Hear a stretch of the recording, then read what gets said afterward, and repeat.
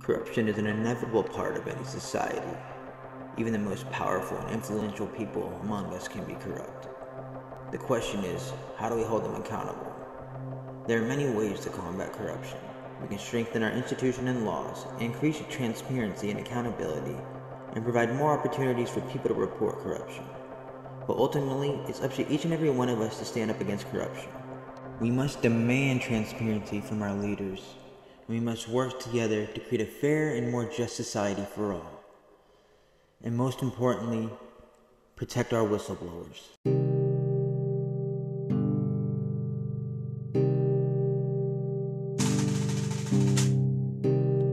Number 10. Karen SILKWOOD was a chemical technician at the McGee nuclear facility in Oklahoma.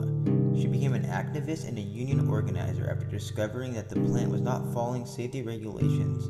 In 1974, SILKWOOD was mysteriously killed in a car accident. Her death came just days after she was due to meet with a New York Times reporter to share information about the plant's dangers. 9. Danny CASOLARO. Danny CASOLARO was a journalist investigating the so-called octopus, a conspiracy theory involving the Reagan administration, the CIA, and organized crime. In 1991, CASOLARO's body was found in a hotel room with his wrist slashed. The official ruling was suicide, but many believe that the murder was due to silencing his investigation. 8. Frank Olson. Frank Olson was a CIA scientist working on the secret biological warfare programs in the 1950s.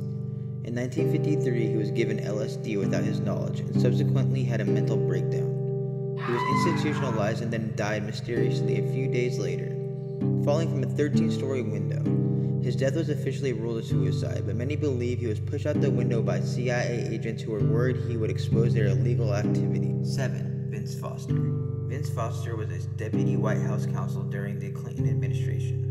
He was close friends with Hillary Clinton and worked on several sensitive legal matters. In 1993, Foster was found dead in a park with a gunshot wound to the head. His death was officially ruled a suicide, but many theories abound about whether he was actually murdered. Number 6. Gary Webb. Gary Webb was a journalist who uncovered the CIA's involvement in the crack cocaine epidemic in the 1980s.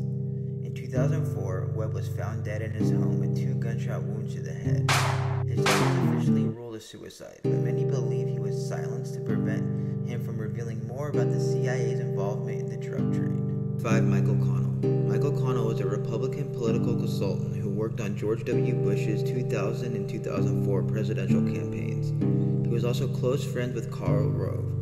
In 2008, Connell was killed in a small plane crash. His death came just days after he was scheduled to testify in a lawsuit alleging that electronic voting machines had been rigged to favor Bush in the 2004 election. Number 4. Seth Rich. Seth Rich was a staffer at the Democratic National Committee. In 2016, he was shot and killed in Washington, D.C. His death came just days after he was scheduled to testify before the House Intelligence Committee about Russia's interference in the 2016 election. Some believe that Rich was killed to silence his testimony. 3. SERGEI Magnitsky. SERGEI Magnitsky was a Russian lawyer who uncovered a massive tax fraud scheme involving Russian officials. In 2009, he was arrested and jailed on trumped-up charges. He died in prison shortly thereafter under mysterious circumstances. His death sparked international outrage and led to the passage of the Magnitsky Act, which imposes sanctions on Russian officials involved in human rights abuses. 2. Andrew Breitbart. Andrew Breitbart was a right-wing journalist and political commentator. He was a vocal critic of the Obama administration and the so-called mainstream media. In 2012, Breitbart died suddenly at the age of 43. The official death was heart failure, but many believe he was poisoned for his political views. 1. James Forrestal. James Forrestal was the first U.S. Secretary of Defense.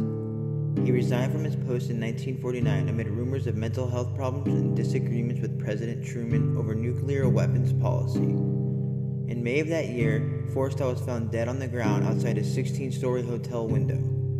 His death was officially ruled a suicide, but many believe he was pushed or thrown out the window by agents of the Truman administration. Whistleblowers are often seen as a thorn in the side of powerful institutions. They report the wrongdoings and expose secrets, at a great personal risk to themselves. Unfortunately, many of them end up paying the ultimate price for their courageous actions.